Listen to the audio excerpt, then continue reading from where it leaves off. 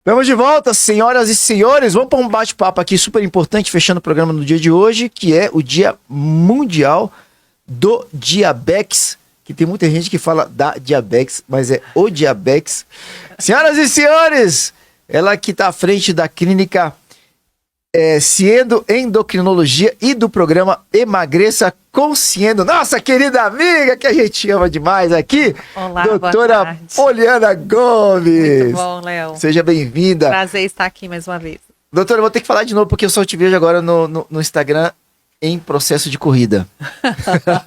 Sempre correndo, trotando ali as fotos dos treinos. É para estimular, né? Não vou dizer que eu fico sempre correndo, não, mas é bom quando corro, posto para estimular as pessoas a fazerem o mesmo, né? Com certeza que estimula pra valer. Primeira coisa, não é a diabetes, é o diabetes, né? Na verdade, pode ser falado das duas formas. Ah, pode? Pode. É libertadora. Pode. Geralmente a gente fala mais o diabetes, mas pode ser falado das duas formas. Maravilha, porque a doença diabetes, que é uma doença, né? É uma doença, e é uma doença, assim, muito frequente. Quem não conhece alguém que não tenha diabetes, né? Então, é muito provável que quem não tem algum parente que tem e ainda pode estar até sob risco de ter. Então, é muito importante falar sobre essa doença e parece, assim, de certa forma repetitivo, mas é interessante que, por mais que a gente fale, ainda falta muita consciência com relação ao diabetes. E aí tem essa data que é amanhã, que é o dia 14 de novembro, que é o Dia Mundial do Diabetes, justamente para ser mais um dia de conscientização para a prevenção e o tratamento dessa doença.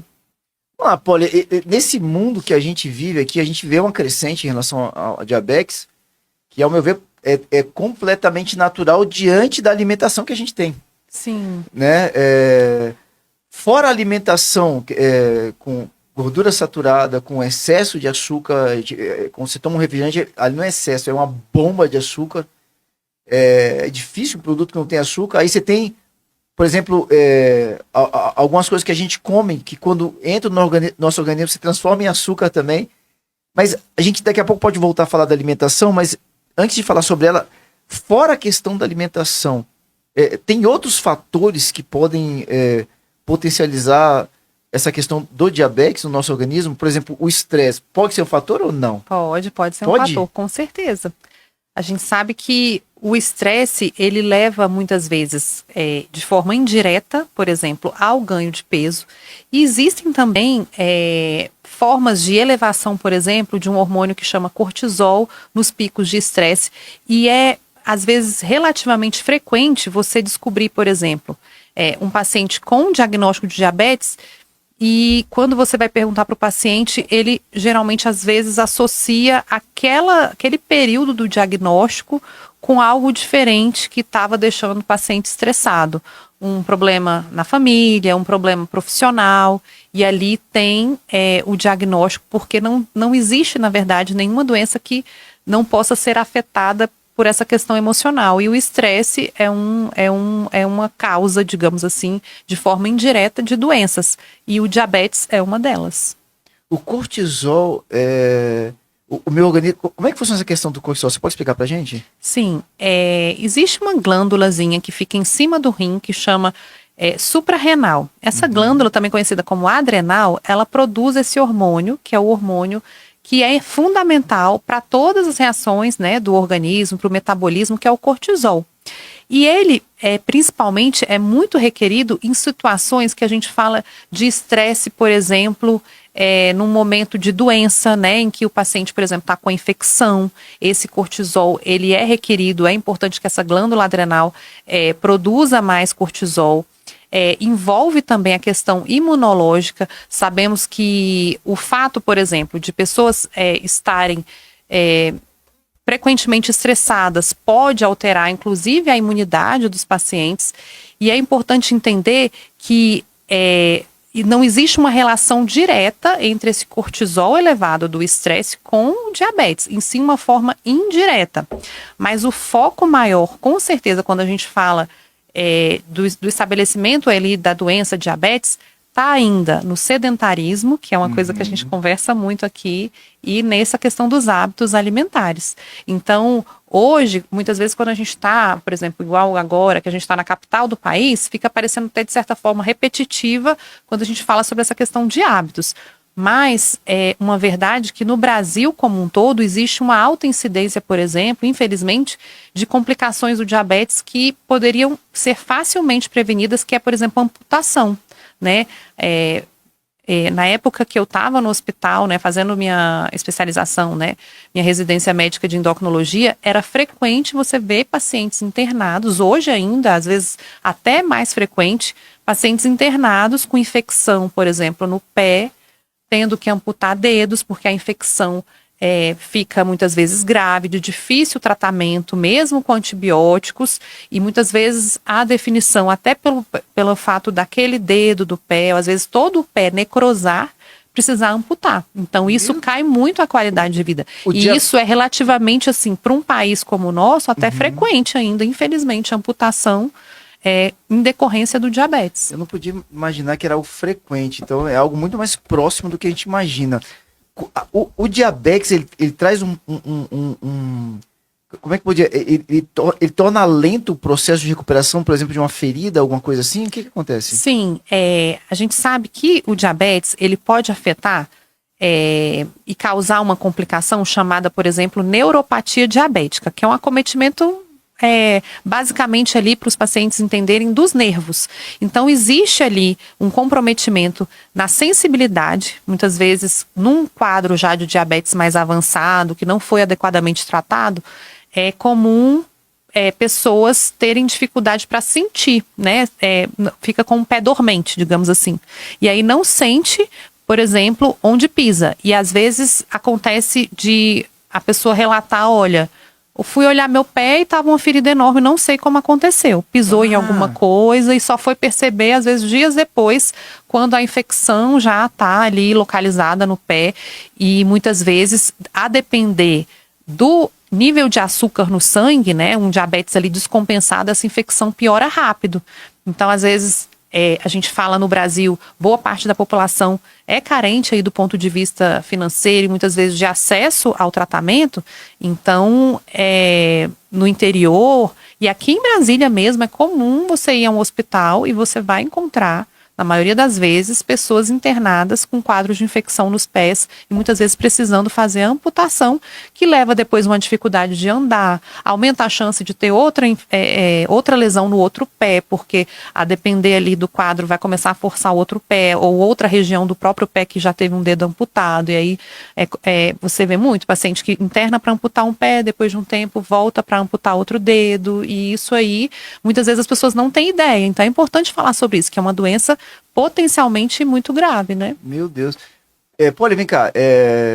A gente falou um pouco sobre a questão da obesidade, acho que semana passada, associando a questão do diabetes, né? Você fala também essa questão, você tem que fazer atividade física, é importante para a tua saúde, é uma das formas de prevenir a questão do diabetes. Tem pessoas que magras, aparentemente magras, porque às vezes a gordura é visceral, que podem estar em risco de diabetes também? Sim, muitas vezes, quando as pessoas são mais magras, a gente tem dois tipos de diabetes, né? O diabetes tipo 1 e o diabetes tipo 2. Na verdade, quando a gente fala de campanha de conscientização para prevenção, a gente está mais voltado para o diabetes tipo 2, que é o mais frequente. Quando os adultos, por exemplo, que a gente sabe que uma faixa de diagnóstico mais comum a partir dos 40 anos, tem ali um diagnóstico de diabetes e tem um corpo aparentemente mais magro, geralmente é uma pessoa que tem histórico familiar, né? Porque um dos fatores de risco é ter alguém com diabetes na família. É genético? Só que às vezes essa pessoa tem um histórico de diabetes na família, mas por algum motivo ela não tem uma tendência a engordar. Mas se você for ver a fundo, é uma pessoa aparentemente magra, realmente está magra, não tem uma grande quantidade de gordura, mas tem maus hábitos, uma alimentação de péssima qualidade, ou sedentarismo mesmo, às vezes a pessoa fuma, tem outros fatores de risco que não o peso, porque ela não tem uma tendência para engordar. Então nem todo mundo que come muito vai engordar, por uma questão mesmo genética e metabólica. Mas o fato de ter uma alimentação ruim, mesmo que não esteja ganhando peso, vai aumentar o risco de ter diabetes também. Olha aí. Tem um fator que às vezes as pessoas não consideram em relação a ganho de peso que nem todo mundo considera, que são as bebidas alcoólicas, né? Sim. As bebidas alcoólicas, elas têm, né? Muitas têm açúcar, né? Dependendo do que a pessoa está bebendo, o drink ali vai ter o carboidrato. E aquele álcool, muitas vezes, vai ser metabolizado na forma também de açúcar. Então, vai elevar a glicemia, vai ter ganho de peso. O álcool, ele é calórico, então a bebida alcoólica também.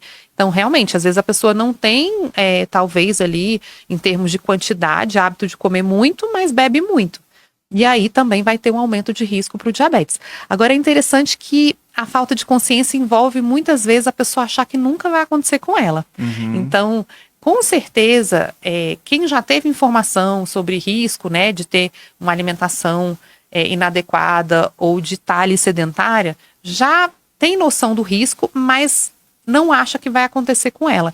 Então, por isso que essas campanhas são importantes, para ver, né, as pessoas ouvirem, né, mais a respeito de formas de prevenir e para a pessoa achar que aquilo ali pode estar mais próximo do que ela imagina, né? E principalmente que ela pode prevenir, porque a prevenção é o quê? É viver mais, ter mais qualidade de vida, né? Por meio de pequenos hábitos que, quando você também não tem, vai elevar ali a chance de você ter doenças que a gente sabe que a principal causa de morte ali dos pacientes que têm um diagnóstico de diabetes são doenças cardiovasculares. Então, são pessoas que muitas vezes têm reduzido aí os anos de vida, sendo que podia ter, digamos, prevenido e ter tido uma qualidade de vida melhor. Olha, vamos lá. Quando a gente falou mês passado sobre a questão do câncer de mama, que foi o Outubro Rosa, a gente falou sobre a questão do toque, né? A própria pessoa, a mulher está fazendo toque ali em casa e de repente buscar um ginecologista, aproveitar a campanha e tentar motivar essas pessoas a buscarem um médico por uma questão de prevenção.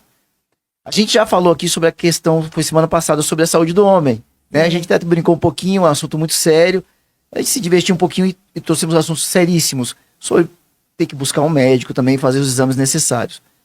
Quando a gente fala do diabetes, cabe também um convite aqui para se fazer um check-up. E como é que é feito isso? É exame de sangue? Você pode falar um pouquinho? Sim, exatamente. A glicemia, ela pode ser medida, né? Tanto de forma capilar, que não é tão preciso, mas já é muito útil. E o ideal para diagnóstico mesmo é a glicemia que a gente fala plasmática, né? Que é um exame de sangue mesmo normal. Principalmente as pessoas que têm fator de risco, então, os adultos aí que têm histórico de diabetes na família, é importante que façam esse exame. É importante fazer check-up com regularidade. E principalmente se tiver sintomas, né? Que sintomas seriam esses? A gente sabe que a maior parte das pessoas que têm diabetes hoje não sente nada e, infelizmente, muita gente, estima-se aqui no Brasil, por exemplo, que 40% das pessoas que têm diabetes nem sabem que têm diabetes. Se a gente for pensar que o Brasil é o Brasil mesmo, interior, e não é só aqui a capital, tem muita gente que não faz exames. 40% das pessoas com diabetes não têm consciência, é uma estimativa. Não sabem, às vezes porque está um diabetes numa fase inicial, não teve sintomas, mas a partir do momento que começa a ter sintomas como, por exemplo, uma perda abrupta de peso, né? Então, às vezes a pessoa começa até a achar bom, né? Porque estava acima do peso, diabetes tipo 2 geralmente leva, consequência de um excesso de peso e rapidamente a pessoa começa a perder peso sem fazer dieta. É um sintoma de diabetes. Olha só, hein? Urinar com frequência, né? Tem um aumento do volume urinário, boca seca, muita sede, também podem ser sintomas de uma glicose alta no sangue, de um diabetes descompensado. Então, principalmente essas pessoas, é fundamental que procurem orientação médica, fazer exames o mais rápido possível. E também as pessoas que já sabem, né? Percebem, já está há algum tempo acima do peso, tem aí noção de que a alimentação está muito ruim. Na dúvida, vale a pena fazer os exames de sangue justamente para tratar se já tiver o diabetes e principalmente prevenir.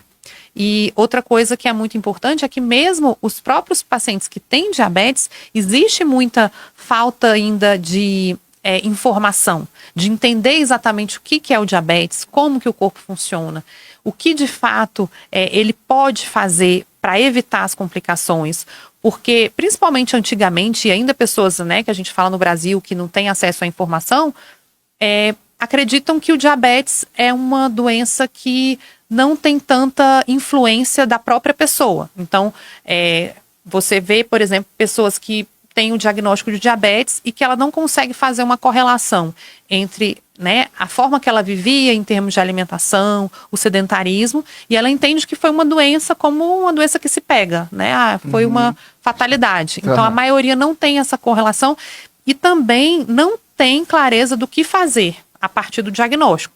Então, muitas vezes, a depender de como foi feito esse diagnóstico e como é o acompanhamento, tem pessoas hoje que têm diabetes e elas acham que o que vai acontecer com elas não teria a participação delas mesmas. Então elas pensam assim, bem, eu vou ao médico, vou tomar o remédio que ele passou e esperar o que vai acontecer. Não tem noção de que além do remédio tem muita coisa que a própria pessoa pode fazer por ela mesma para que ela tenha uma boa qualidade de vida. Então, às vezes, são filhos que têm histórico dos pais usarem insulina, os pais que tiveram, por exemplo, amputação, e eles acham que aquilo foi uma fatalidade, não vê essa correlação. Bom, mas realmente o pai não tinha uma orientação com relação à alimentação, não tomava a medicação adequadamente. Ele acha que foi um caso que não tinha como evitar. Então, a campanha, né, do Dia do Diabetes é principalmente para as pessoas serem informadas disso.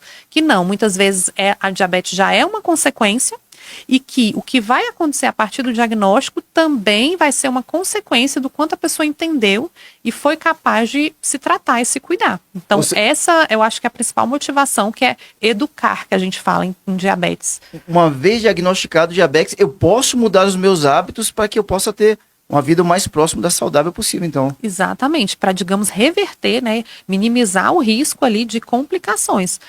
Quando a gente fala de complicação, é importante lembrar também da questão da retina, né, a visão. Quantas pessoas hoje no mundo, né, no Brasil em especial, estão com dificuldades para enxergar, ou até já estão cegas mesmo por conta do diabetes e que podia ser evitado? Quantas pessoas estão em tratamento de hemodiálise por conta do diabetes? Muita gente mesmo. Só que são pessoas que, por estarem hemodiálise por conta da lesão que o rim sofre quando a glicose está alta no sangue.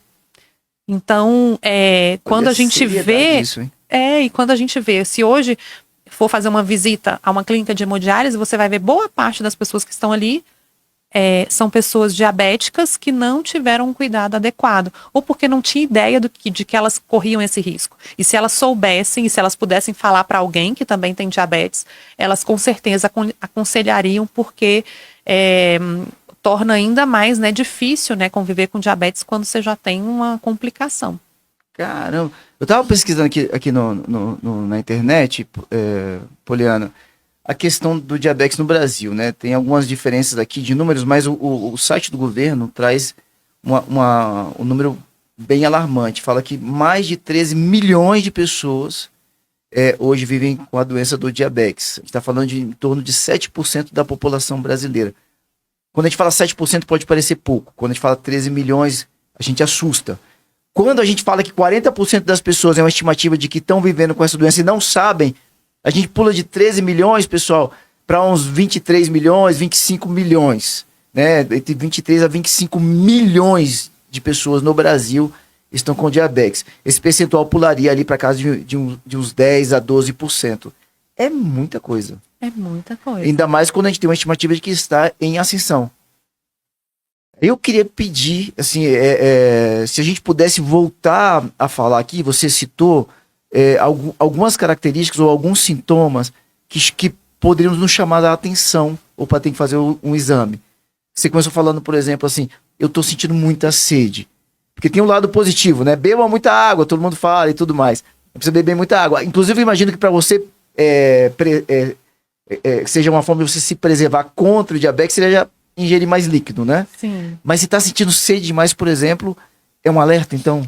Porque geralmente os pacientes que estão com diabetes, eles não tinham hábitos, muitas vezes, de beber muita água e, de repente, começa a ter muita sede. Isso que é estranho, é mudar o padrão, né? Se a pessoa sempre foi até disciplinada, por hábitos saudáveis mesmo, costumava beber água, isso daí não vai ser um principal sintoma para ela. Mas se a pessoa não tinha tanto hábito e passou a ter, mudou o padrão, não tinha tanta sede, agora tem muita sede, às vezes acordando à noite, que isso é um alarme, né? As pessoas não costumavam acordar. Acorda à noite para beber água porque tá com sede. Chega a esse ponto, então.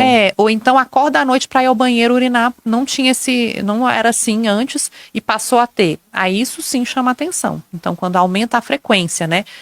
Comparado como era antes. Você falou sobre a questão de perda de peso. Pode só repetir pra gente? A perda de peso é a mesma coisa. A pessoa, às vezes, isso é bem frequente, às vezes, com quem tem um estilo de vida muito corrido. Então, às vezes, homens, por exemplo, que trabalham muito. Então, nem consegue reparar que está perdendo peso. Quando vê, já perdeu 10 quilos. Então, correndo para o trabalho, não alimenta direito. No primeiro momento, ele acha até que que bom, tá perdendo peso e tudo. E aí, de uma hora para outra, ele percebe. Às vezes a mulher, ela é um pouco mais... ela tem já hábito de checar o peso e ela já detecta rápido que ela tá emagrecendo e às vezes toma uma providência antes. E isso acontece justamente porque a insulina, né, que é o principal hormônio envolvido no diabetes, ela tá diminuída. Então, é como se para o corpo ele sinalizasse que a pessoa tá sempre com fome. É um outro sintoma das pessoas com diabetes descompensado, estar sempre com fome. Essa glicose, né, que tá no sangue e vem dos alimentos, ela é como se ela tivesse uma dificuldade de entrar na célula para dar energia para a pessoa. Então, tirar dessa energia de outras fontes. Então, às vezes, até do próprio tecido muscular, né? Então, a pessoa realmente perde massa muscular, perde gordura também, perde massa muscular, porque ela não está conseguindo tirar, o corpo querendo energia e a insulina não está funcionando adequadamente. Então, tem esse efeito aí de um emagrecimento que de forma nenhuma é saudável.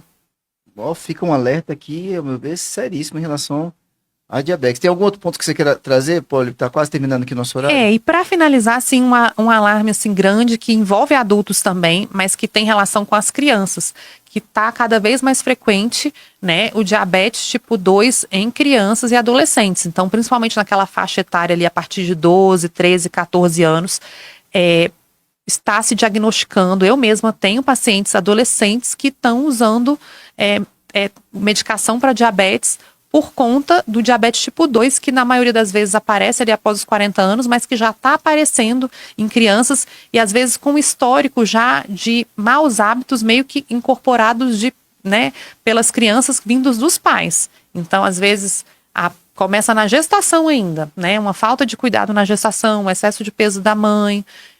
A criança já nasce com um peso muitas vezes elevado, tendo ali um quadro, né? Às vezes a mãe já tinha um diabetes gestacional, a criança vai ao longo do tempo tendo uma alimentação ruim, ganhando peso, obesa, e ali a partir dos 10 anos já pode ter ali um quadro de diabetes tipo 2, precisando de tratamento, e como ela vai viver, né, muito, a chance dela ter complicação é ainda maior se ela tem um diagnóstico de diabetes tão novinha. Caramba. Olha, a gente vive dias bem desafiadores. Pra gente poder fechar aqui, ó. Você, por exemplo, tem 2 trabalhos. Você tem uma filha, você tem o teu marido, você é uma pessoa que frequenta a igreja, então você tem atividades na igreja também. Eu imagino que a sua rotina não seja fácil. É difícil você encontrar uma pessoa hoje que não diga que tá meio corrido. Sim, né? Verdade. É uma característica dos dias atuais. E aí você trouxe uma fala sobre autorresponsabilidade, ou seja, não é que eu fui acometido pela diabetes, foi um estilo de vida que eu assumi pra mim. Sair dessa vida um pouco corrida é muito desafiador hoje. Apesar de uma vida um pouco mais intensa, corrida, entre aspas, como as pessoas costumam dizer, eu consigo colocar esses hábitos saudáveis para me manter saudável apesar da corrida do dia a dia. Isso, né? Com certeza. E a chave fundamental que eu vejo nisso daí, de que diferencia mesmo pessoas muito ocupadas, é ter consciência. Então, ela ter acesso à informação, estar próxima, de repente, de pessoas que também estimulam essa conscientização e, principalmente, ter um cuidado aí com a saúde de buscar ajuda mesmo médica para fazer avaliação e ter orientação, né, que a pessoa possa ter ali um cuidado regular com a saúde dela. Então, eu acho que a principal chave não é o estresse do dia a dia, mas sim a capacidade da pessoa de, mesmo com a vida corrida, conseguir desenvolver essa consciência. Já faço tanta coisa, ainda vou fazer academia? É isso, né, Poli? Sim. Já faço tanta coisa, ainda vou ter que me preocupar direitinho com o momento da minha alimentação. Outro dia eu vi uma pessoa comentando, olha, se você quer ser bom no business, você vai ter que ser fitness, porque não tem como você evoluir. Se você tiver consciência, você vai saber que é um investimento você ser fitness para poder ter também um sucesso profissional. A alta performance está totalmente associada, né? Sim. Pegou aí, pessoal? Vamos ter uma vida saudável. Que bacana esse tema. Doutora Poliana Gomes, quem quiser conversar um pouquinho mais com você, dá sequência a essa conversa aqui, como é que faz? Sim, você pode entrar em contato na Clínica Ciendo por meio do Instagram, @ciendoendocrinologia com C, e pode entrar em contato pelo WhatsApp, que é 61 999 11 3067. Repetindo, 61 999 11 3067. Muito bom. Obrigado, doutora, por trazer esse assunto tão importante e nessa época tão interessante que é trazido, então, dia 14 de novembro, Dia Mundial do Diabetes. A gente pode falar da diabetes também, mas do diabetes parece que você fica mais chique. Mais chique. Verdade. Obrigado, doutora. Quero agradecer aqui a nossa audiência, você que esteve conosco durante toda essa programação. Obrigado demais. Amanhã, terça-feira, a gente está de volta. Te espero aqui, com certeza vai ser uma terça-feira espetacular. Fica com Deus, ótima segunda-feira, ótima semana. Valeu demais. Tchau, tchau, pessoal.